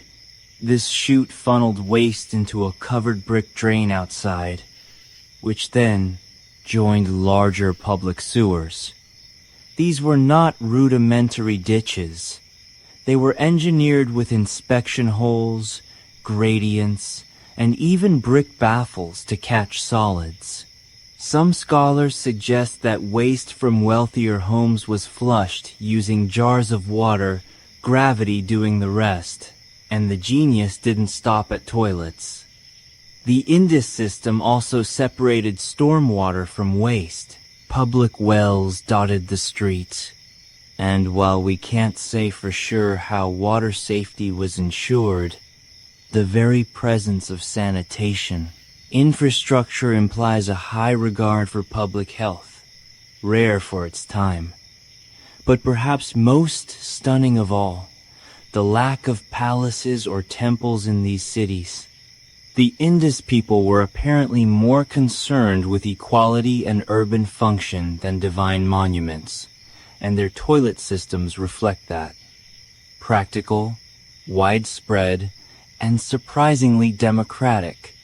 Sadly, much about the Indus civilization remains mysterious. Their writing system is still undeciphered, and we don't know exactly why their cities eventually declined. But their toilets, the silent brick channels buried beneath their feet, still speak volumes. In an age when many empires ruled through spectacle, the Indus chose something quieter, cleaner, and arguably more civilized. While the Indus Valley engineered underground sewers, the ancient Egyptians approached sanitation with a different lens, one steeped in ritual status and a deeply held belief in physical and spiritual purity. For them, cleanliness wasn't just about avoiding disease. It was a form of worship. In the Nile-fed civilization of ancient Egypt, bathing was an essential daily routine, especially for the wealthy. Homes of the elite often featured small limestone basins or bathing rooms where servants would pour water for washing. Oils, natron, a natural salt, and perfumed ointments were commonly used, and hair removal was routine. But when it came to toilets, things got a little more practical. Toilets in ancient Egypt ranged from simple pits lined with sand to more refined limestone or wooden seats placed above ceramic pots. These pots were emptied by servants or slaves and dumped far from living quarters, ideally into the desert. In wealthier homes, these seats might be tucked away in private quarters, hinting at the growing association between sanitation and status. Public sanitation, however, was virtually non-existent. Streets in cities like Thebes or Memphis were often soiled, and while waste was sometimes used as fertilizer in rural areas, it wasn't always managed responsibly in urban centers.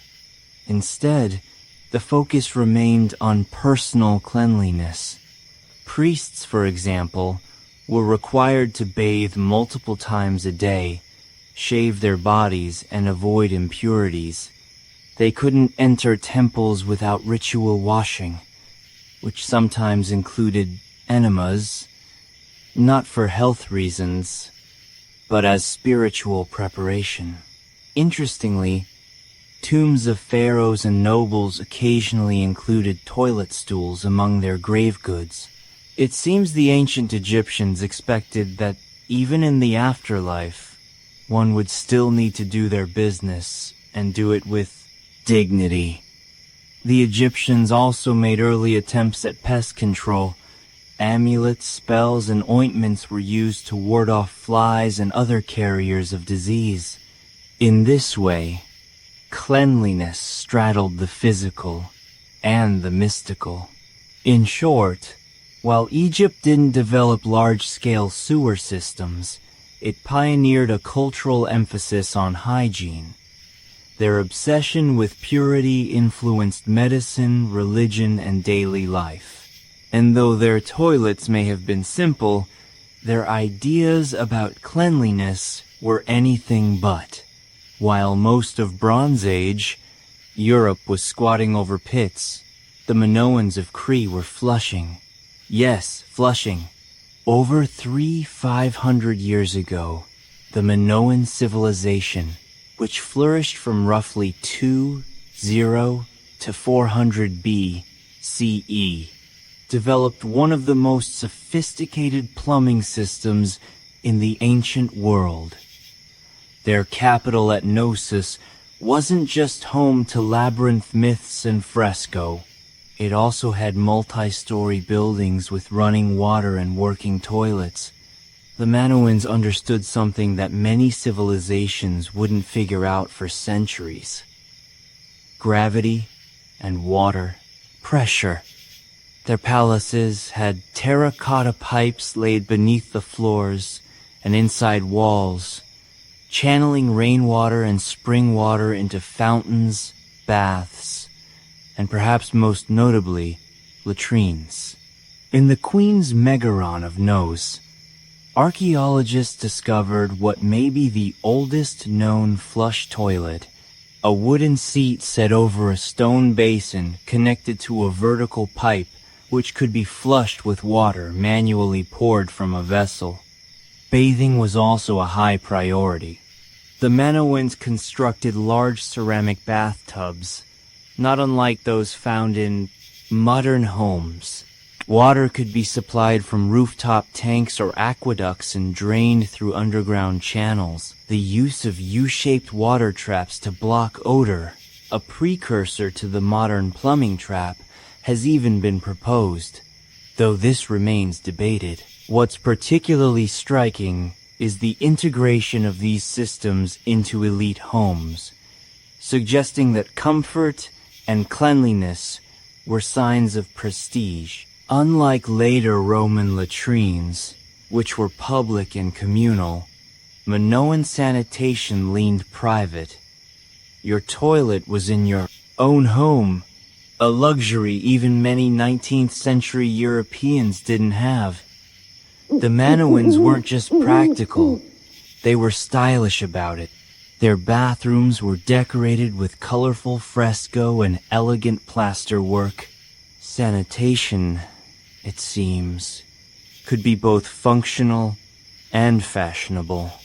Unfortunately, the fall of the Minoan civilization around 1450 BCE, possibly due to volcanic eruptions, tsunamis, or invasions, led to the loss of these innovations. It would take over 1,000 years for similar toilet technology to re-emerge in other parts of the Mediterranean. Still, the ruins of Nos whisper a simple truth. The desire to stay clean, flush away waste, and bathe in privacy isn't a modern obsession. It's ancient, deeply human, and in the case of the Minoans, impressively advanced. When it comes to ancient sanitation, no civilization made a bigger, bolder statement than the Romans. By the height of the Roman Empire, they had mastered the art of infrastructure, aqueducts, roads, and yes, toilets. For the Romans, sanitation wasn't just about cleanliness. It was about civilization itself. And that meant making toilets public, efficient, and surprisingly, social. Walk into any major Roman city from Pompeii to Londinium, and you'd likely find public latrines, open rooms with long stone benches, each carved with evenly spaced holes. No stalls, no dividers, just elbow-toe, elbow seating. Beneath the benches ran a steady stream of water to carry away waste, and a secondary channel held sponge sticks. Tesauria, the Roman answer to toilet paper. These sponges were rinsed communally in water and vinegar, then reused. Hygienic? Not quite. Functional? Very. For the Romans, using the toilet wasn't a private ordeal. It was a social event. People chatted, gossiped, conducted business, all while taking care of nature's call. Latrines were often decorated with mosaics or inscriptions, some of them humorous or even crude. Graffiti inside Pompeii's latrines includes complaints about bad smells, poor plumbing, and even, of course, rude users. But Roman sanitation extended far beyond toilets. Their cities were crisscrossed with cloaca, enormous sewer systems, the most famous being the Cloaca Maxima in Rome. Built initially to drain marshes, it became the backbone of Rome's waste management system. Rainwater, urine, and feces all flowed through it, fed by aqueducts that brought in fresh water from miles away. In private homes, wealthier Romans had indoor latrines that emptied into cesspits or directly into the sewers.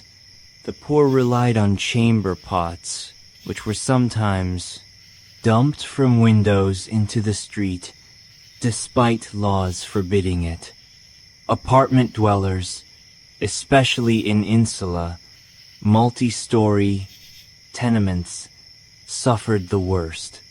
Many buildings lacked plumbing entirely, and the lower floors often flooded with sewage. Interestingly, Romans taxed urine. Emperor Vespasian even instituted a pee tax on public urinals, a move so infamous that his name is still associated with urinals in France and Italy today. In short, Roman toilets weren't just advanced. They were loud, crowded, political, and strangely progressive, offering perhaps the first large-scale attempt at truly communal sanitation. While the Romans embraced public defecation like a community picnic, the ancient Greeks took a more modest approach. To them, bodily functions were personal, something to be handled quietly, discreetly, and preferably alone. That said, they still made significant contributions to sanitation and cleanliness, just in a very different tone. In most Greek homes, the toilet was simple: a clay pot or stone, seat over a cesspit. There were no flushing systems, no sewer connections in ordinary residences. The waste was usually collected and manually emptied, often by slaves, into pits or dumped in remote areas. Urban streets sometimes included open drains, but as cities grew, so did the smell. Sanitation was a problem, but not always a priority. Yet, the Greeks were obsessed with bathing. Gymnasia, where men exercised naked, were almost always connected to large public baths. These weren't just for scrubbing off sweat. They were central social institutions, places to network, debate philosophy, and prepare for civic life. Unlike Roman baths, which were extravagant and filled with marble, Greek baths were simpler, often circular tubs, cold water basins, or shallow pools. Water management was crucial to this culture of bathing. The Greeks built aqueducts, systems, and terracotta pipe systems to supply fresh water to cities like Athens. In fact, the Athenian agora had one of the earliest known examples of a public latrine, complete with stone seats and a drainage system. But these remained rare. The public toilet was never truly normalized in Greek society as it was in Rome. What the Greeks lacked in plumbing, they made up for in theory. Hippocrates, the so-called father of medicine, was among the first to link sanitation to health. He suggested that dirty water and filth could spread disease, a radical idea at the time. His recommendations for clean air, fresh water, and dry housing would later influence Roman city planning. The irony is stark. The civilization that gave us democracy and drama still preferred to handle its dirtiest business in private. Sanitation for the Greeks was not about infrastructure. It was about individual discipline and philosophical hygiene. Clean body, clean mind. And while their latrines may have been crude, their obsession with purity, physical and moral, helped lay the foundation for modern public health thinking. In ancient China, cleanliness was both a personal duty and a reflection of cosmic balance. Sanitation, while not as infrastructure-heavy as in Rome or the Indus Valley, was still deeply woven into daily life through customs, philosophies, and a surprisingly wide range of toilet tools. Most ancient Chinese homes did not have toilets in the modern sense. Instead, chamber pots were the norm. These portable ceramic or bronze containers came in all shapes and sizes, from utilitarian to ornate, depending on one's status. After use, servants or family members would empty the pots into larger household cesspits or take them outside the city walls. Some rural families used human waste known as night soil as fertilizer, a practice that continued for centuries. Public toilets did exist, especially in larger cities like Chang'an or Luoyang. These communal facilities were often basic pits or troughs, with wooden platforms to sit or squat on. Interestingly, some of these toilets had privacy screens, a courtesy not often found in ancient Rome. Waste from these locations was usually collected and reused in agriculture, which, while efficient, also carried risks of contamination and disease. Toilet paper, or something very close to it, may have originated in China. As early as the 12th century BCE, people were using soft papers, often discarded writings, for hygiene. By the 6th century CE, scholars recorded the use of paper specifically for cleaning after defecation. The elite preferred silk scraps or bamboo spatulas washed between uses. Yes, you read that correctly. Polished bamboo sticks were among the earliest reusable wiping tools. Sanitation wasn't just physical. It was spiritual. Influenced by Confucian ideals of order and respect and Taoist beliefs in harmony and purity, hygiene was linked to self-discipline and balance. Excrement, though natural, was seen as a pollutant, something to be swiftly removed and never discussed in polite company. Imperial households took this to the extreme, with specially appointed eunuchs managing waste disposal in complete secrecy.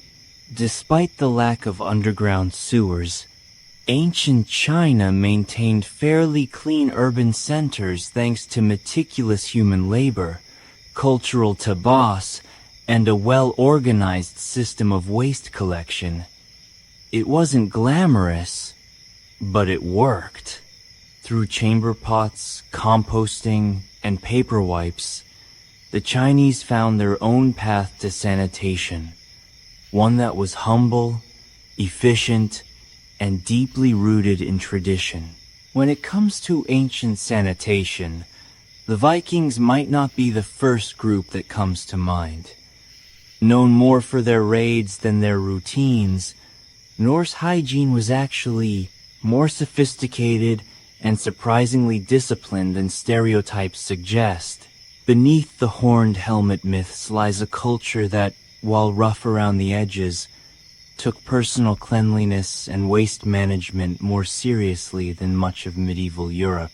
In Viking settlements, especially in places like Jorvik, modern-day York, England, and Hedby, in modern Germany, archaeologists have uncovered latrine pits lined with timber or stone, basic functional toilets used by both individuals and households. These pits were often dug a short distance from homes and were sometimes covered by wooden structures to provide privacy and shelter from the harsh northern climate. The waste from these latrines, a combination of human excrement, food scraps, and animal remains, tells us more than just what Vikings ate. It shows that they had a method of centralized waste disposal. In some cases, these pits were periodically cleaned out and reused. In others, new pits were simply dug when the old ones filled. Some evidence even suggests early composting practices, as waste would naturally decompose and return to the soil over time. Inside homes, chamber pots and buckets were common, especially during long frozen winters when stepping outside wasn't exactly ideal. These were usually emptied into latrine pits or dung heaps near the outskirts of a settlement. While not glamorous, it was practical and far more sanitary than throwing waste into the street, a practice common in some medieval cities. But hygiene wasn't just functional, it was cultural. Vikings bathed regularly, often once a week, usually on Logdagger. Washing day, the origin of the English word Saturday, combs, ear cleaners, and tweezers, made from bone or antler, are common finds in Norse archaeological sites.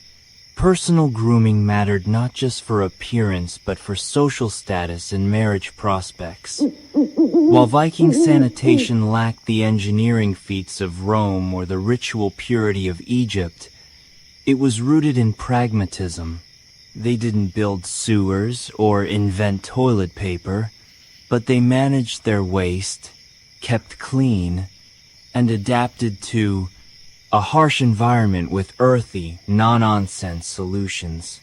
In the land of ice and iron, even the business of doing your business was handled with the blunt efficiency of a people who didn't have time for fuss. Across civilizations and centuries, one truth remains constant.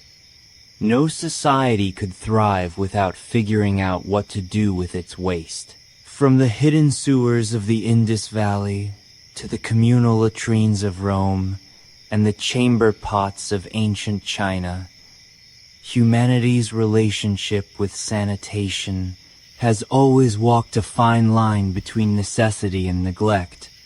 What's striking is how different cultures prioritized hygiene. Some, like the Romans and Minoans, invested heavily in infrastructure. They built aqueducts, flush systems, and sewage networks that in some cases rivaled the functionality of 19th century cities. Others, like the Greeks and Chinese, placed cleanliness in the realm of personal virtue, linking it to health, ethics, and harmony with nature. Still others, like the Vikings, took a ruggedly practical approach. Dig a pit, wash when you can, and don't let filth fester near your food. Despite their differences, these societies were all working toward the same goal, separating people from their waste.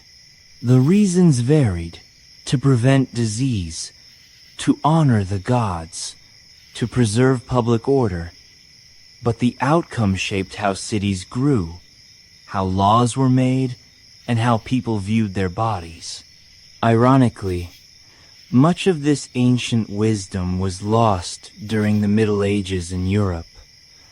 After the fall of Rome, sophisticated sanitation systems crumbled, public toilets disappeared, sewers clogged, disease surged. It would take centuries and multiple plagues for urban planners to revisit ideas the ancients had already mastered. And yet, traces of ancient sanitation still remain today. The word latrine comes from the Latin latrina. The modern flush toilet owes a distant debt to Minoan gravity systems. Even our use of paper in the bathroom was foreshadowed by the Chinese over 1,000 years ago. What feels modern is, in many cases, just rediscovered. Sanitation, often overlooked in historical narratives, is a quiet backbone of civilization. It doesn't inspire poems or monuments, but without it, cities collapse, populations suffer, and even empires can fall. So next time you walk into a restroom and enjoy the luxury of privacy, plumbing, and maybe even scented soap, remember you're standing on the shoulders of generations who tried, failed, and sometimes succeeded in figuring out how to keep the filth at bay. And that, perhaps, is civilization's most underrated achievement. Before satellites, compasses, or even writing, humans had an instinct to map, not just to record where things were, but to make sense of their place in a vast and often terrifying world. A map wasn't just a picture of terrain. It was a story, a belief system, a survival manual. It told people where the rivers flowed, where the sun rose, where the spirits dwelled, and where danger waited just beyond the known. Some of the earliest maps weren't drawn on parchment or paper. They were etched into stone, scratched onto bone, or woven into oral memory. Prehistoric carvings from the Upper Paleolithic period over 14,000 years ago show animals, riverbanks, and clusters of huts. Were they maps in the modern sense? Not quite. But they captured space in relation to movement and meaning, a fundamental start. As early societies emerged and trade routes expanded, maps became essential tools of power. They guided merchants through mountains and deserts. They helped kings draw borders and tax their subjects. They even tried to explain the cosmos, mixing astronomy with theology. To map the stars was to touch the divine. To draw a city was to impose order on chaos. But mapping wasn't always about accuracy. In fact, ancient maps were often wildly distorted by today's standards. What mattered was meaning, not measurement. The center of the world was always home, whether that was Babylon, Jerusalem, or the island of Dos. Lands grew or shrank depending on their importance. Unknown regions were filled with fantastical beasts or labeled simply, "Here be dragons." Some cultures didn't even use flat maps at all. Polynesian navigators, for instance, crafted stick charts that recorded ocean currents and island swells, not for the eye, but for the hands and the mind. These weren't meant to be read like modern maps, but felt and memorized through ritual training. The instinct to map, to visualize space, time, and position is deeply human. Whether carved in clay, painted on walls, or sung in chants, maps helped ancient people connect with their environment, their gods, and each other. And while their methods varied wildly, their goal was always the same: to find their place in a mysterious and shifting world. In the cradle of civilization, amid the temples and ziggurats of ancient Mesopotamia, the Babylonians began carving the first known maps into clay. These weren't just practical tools for land ownership or city planning. They were cosmic documents, attempts to impose order on a chaotic world by capturing it in cuneiform lines and symbols. One of the most famous examples is the Imago Mundi, a clay tablet dated to the 6th century BCE, now housed in the British Museum.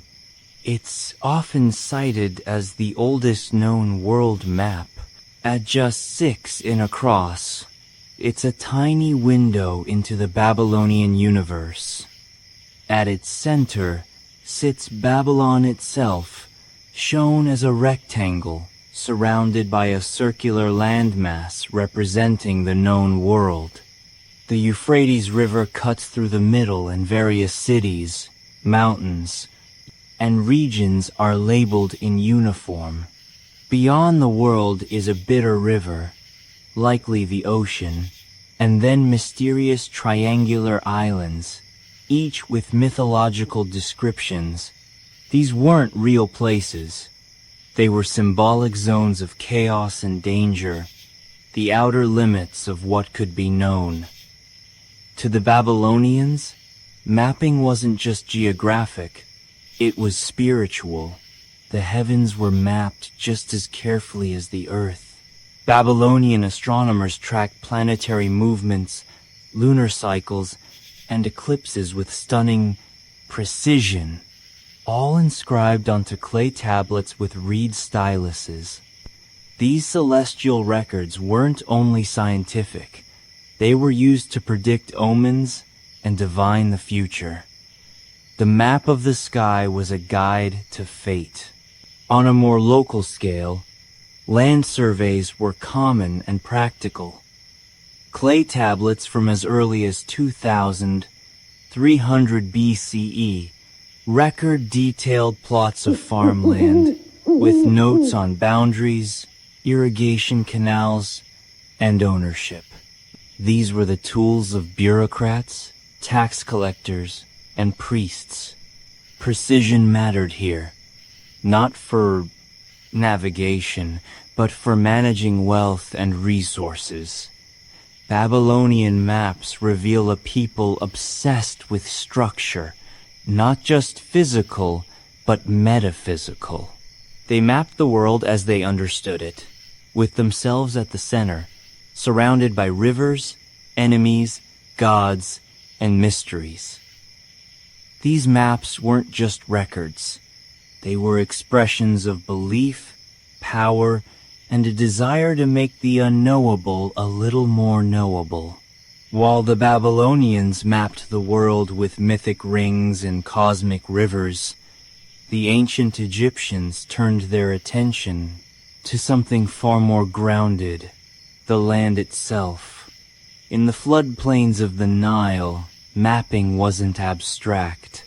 It was about control, survival, and the sacred geometry of a kingdom that stretched from desert cliffs to delta marshes. The Egyptians didn't produce world maps in the Babylonian sense. Instead, their cartography was deeply practical. Every year, the Nile flooded, erasing boundary markers and farmland divisions. To restore order, surveyors called harperidon used ropes, measuring rods, and sighting tools to redraw the grid. This wasn't a one-time ritual. It was an annual necessity. Mapping became a state function tightly controlled by temple scribes and royal officials. Surviving papy show maps of remarkable precision. One of the oldest known is the Turin Papyrus map, dating to around 1160 BCE. It's not decorative or mythological. It's a mining map, a literal layout of wadis, hills, and gold-bearing regions in the eastern desert. Streams, roads, quarry sites, and annotations in hieratic script mark distances and mineral types. This was a working map for officials and labor crews, not something hung on a palace wall. But Egyptian maps weren't entirely devoid of symbolism. Temples were often built in alignment with celestial events, and cities were laid out with cosmological order in mind. The map wasn't just a tool. It was a manifestation of Mahat, the Egyptian concept of balance and harmony. Land division and urban planning followed sacred principles. Even pyramids and tombs were oriented with mathematical and astronomical precision. In religious texts, we also find conceptual maps of the underworld, such as those in the Book of the Dead or the Amdat. These spiritual maps depicted the journey of the soul through 12 hours of night, guarded by serpents, gods, and gates. They weren't navigational, but they were graphic in spirit, guiding the deceased through the terrain of eternity. Egyptian seagraphy, then, was a blend of bureaucracy and belief.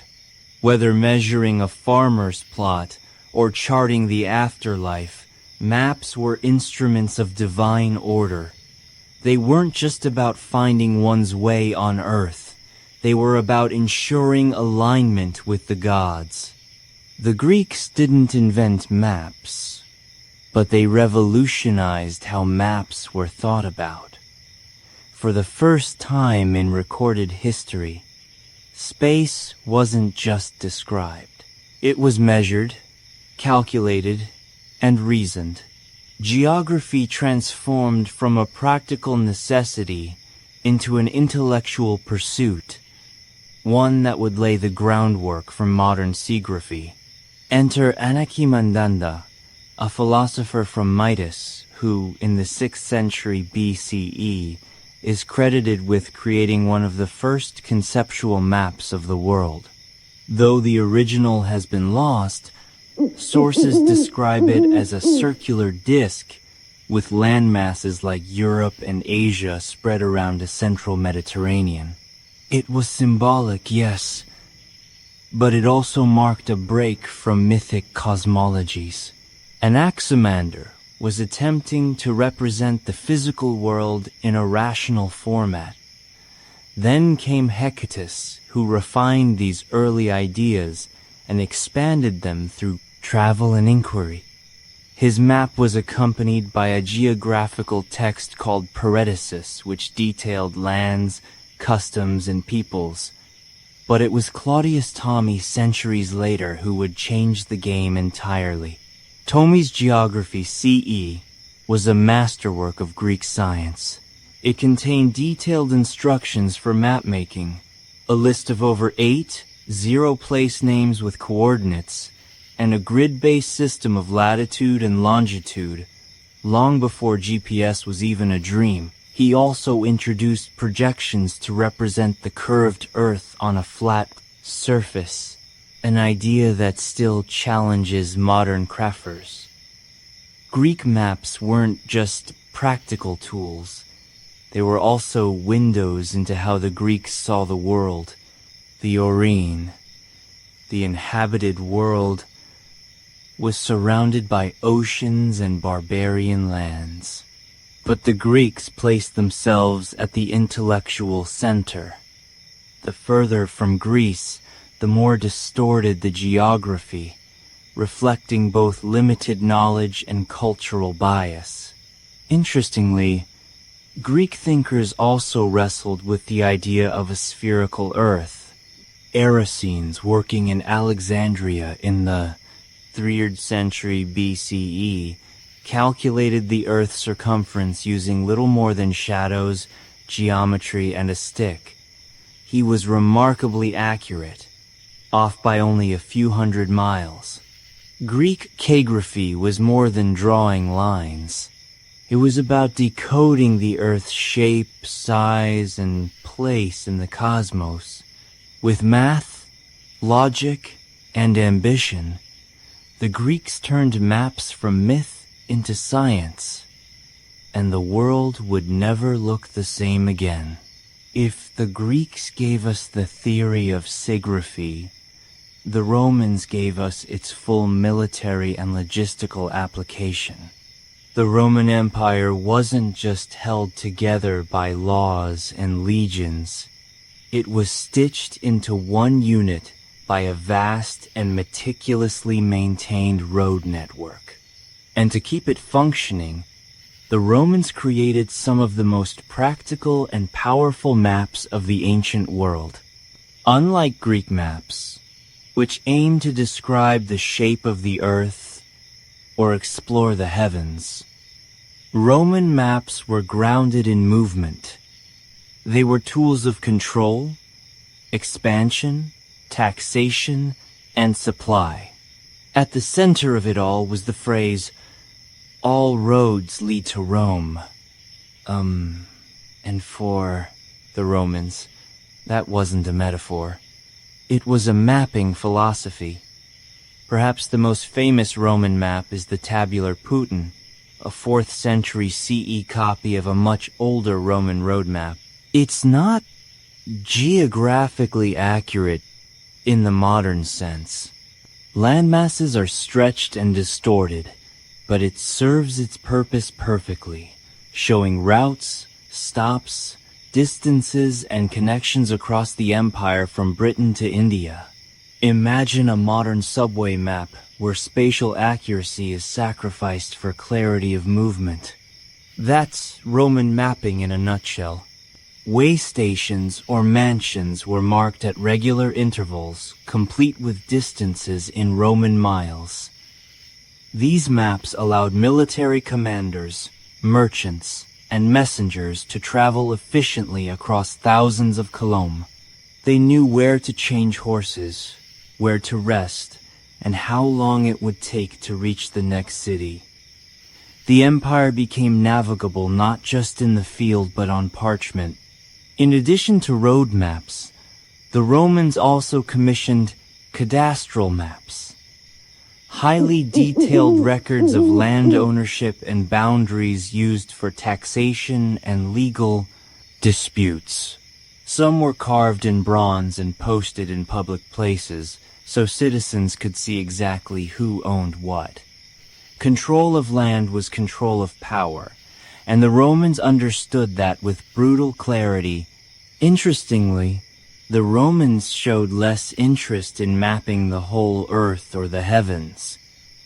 Their focus was always on what could be conquered, traveled, or taxed. The map wasn't a cosmic vision. It was a spreadsheet with roads, and yet, by making the empire legible, Roman maps created something enduring, a sense of shared space, of belonging to something bigger than your town or tribe. It was seagraphy, as empire, functional, detailed, and ruthlessly efficient. While Roman maps emphasized roads and administration, ancient Chinese seagraphy pursued a harmony between territory, governance, and the cosmos. In China, maps were never just geographical tools. They were political documents, philosophical statements, and celestial mirrors. To map the land was to understand one's place under heaven and to rule it properly. Some of the earliest known maps in China date back to the 4th century BCE, discovered in tombs like the one at Mongdui. These silk maps show rivers, roads, and military positions not drawn to scale, but incredibly detailed for their time. They weren't made for travelers. They were buried with the dead, perhaps to guide the spirit or to demonstrate the deceased's command of territory.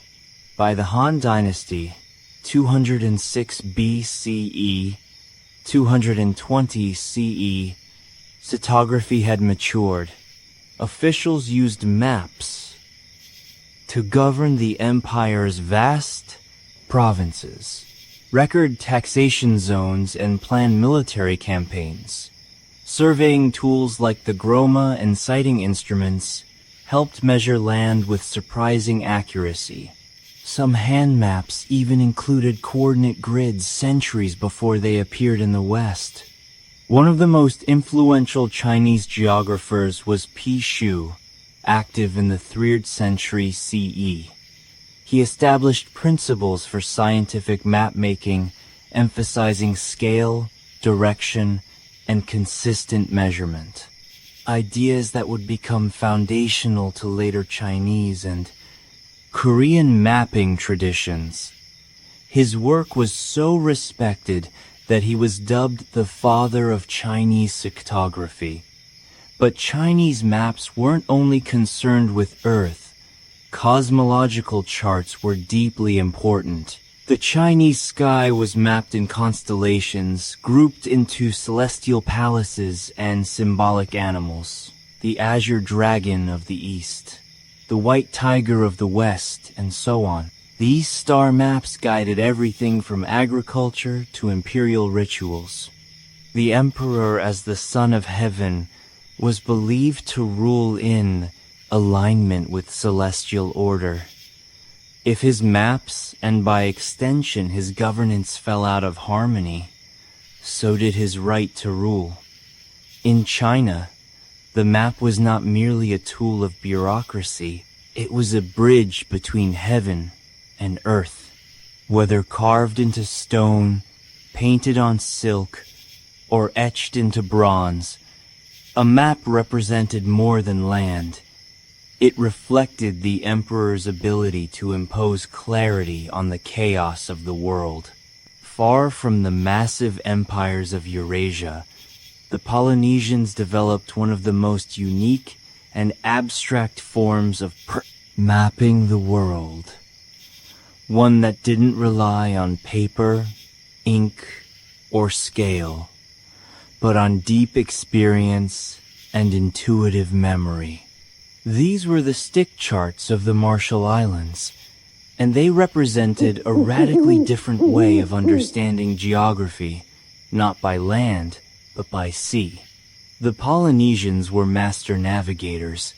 Thousands of years before European explorers crossed the Atlantic, they were sailing vast stretches of the Pacific, navigating by stars, swells, bird behavior, and cloud patterns.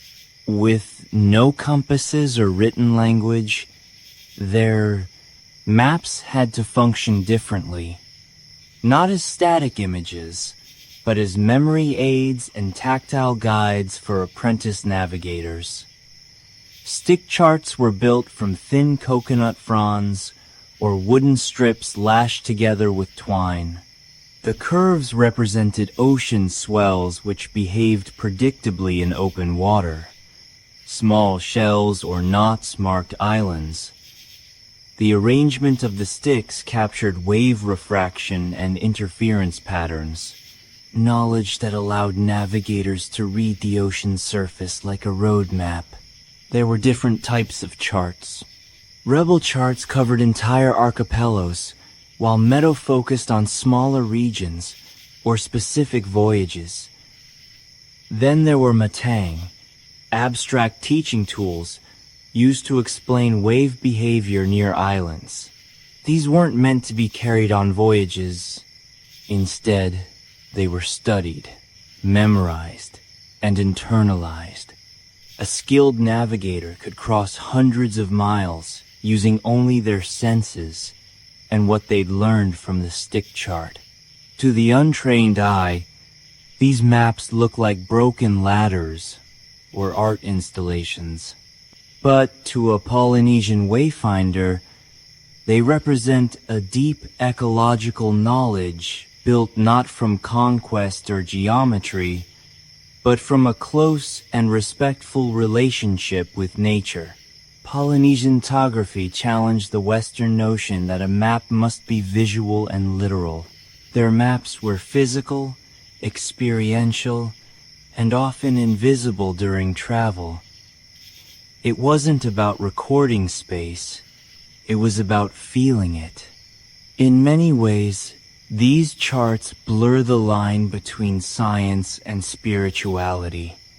They were passed down through oral tradition, guarded by navigation schools and held sacred, and in an ocean that could swallow even the boldest sailor, they helped the Polynesians find their way, not just across water, but through memory, rhythm, and ancestral knowledge. As the ancient world gave way to the medieval era, maps began to shift from scientific observation to symbolic interpretation. In many parts of the world, especially in Europe, Cetography became more about representing spiritual truths and less about physical accuracy. The result? Maps filled with monsters, paradise, demons, and a worldview where the center of geography was often the center of belief. One of the most iconic medieval map types is the two map, which dominated European thinking from the early Middle Ages to the Renaissance.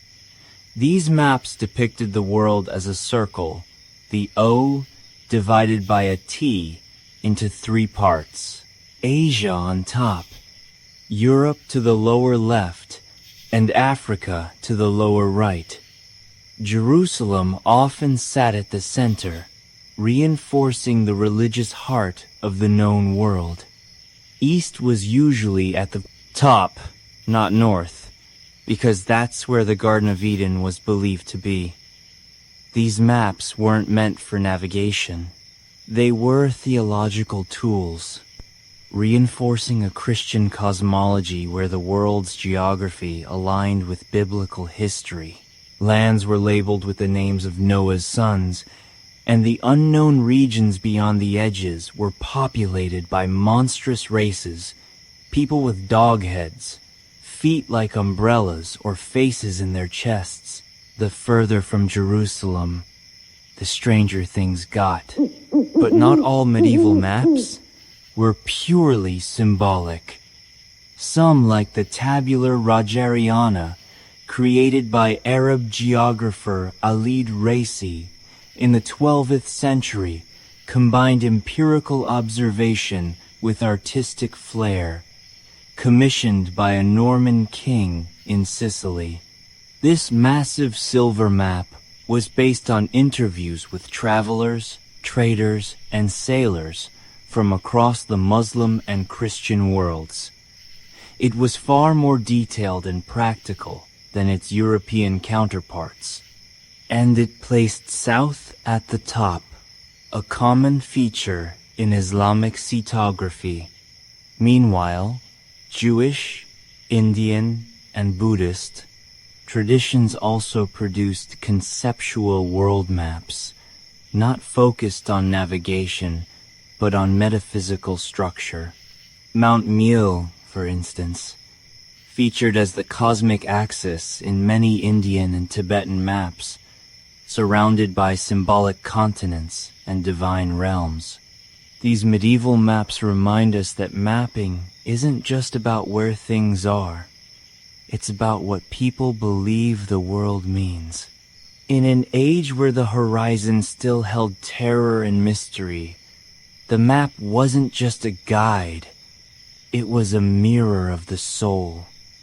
As the world grew larger in the minds of humans, so too did our desire to capture it, not only to get from point A to B, but to understand who we are, where we came from, and what surrounds us. Ancient maps, with all their flaws, distortions, and symbols, laid the foundation for the modern world's obsession with space, borders, and precision. What ties all ancient maps together is not accuracy, but intention. Babylonian tablets weren't meant to help you find a street. They showed the spiritual structure of the universe. Egyptian maps helped tax collectors and priests maintain divine order in a landscape governed by floods and gods. Greek maps introduced scale, geometry, and the bold idea that the world could be measured. Roman road maps stitched a vast empire together, helping legions, messengers, and merchants move like clockwork. Chinese maps fused astronomy with governance, always striving to reflect harmony between heaven and earth. Then there were the outliers. The Polynesian stick charts, tactile and abstract, showing that not all maps had to be seen. Some were meant to be felt and remembered, and the medieval religious maps filled with beasts in paradise, which told viewers not just where the world was, but what it meant. Even the floors in ancient maps are informative. They show us what mattered to a culture, what was centered, what was feared, what was sacred. These maps remind us that geography is never neutral. It reflects priorities, power, myth, and memory. The Greeks put themselves in the middle. So did the Chinese. So did the Europeans. Everyone was the center of their own world. Today, with satellite imaging and digital precision, we can chart the planet down to the last meter. But the core impulse behind seagraphy remains the same as it was thousands of years ago. the human need to orient ourselves in something larger than ourselves. Whether it's a papyrus scroll, a clay tablet, or a glowing phone screen, every map answers the same ancient question. Where am I?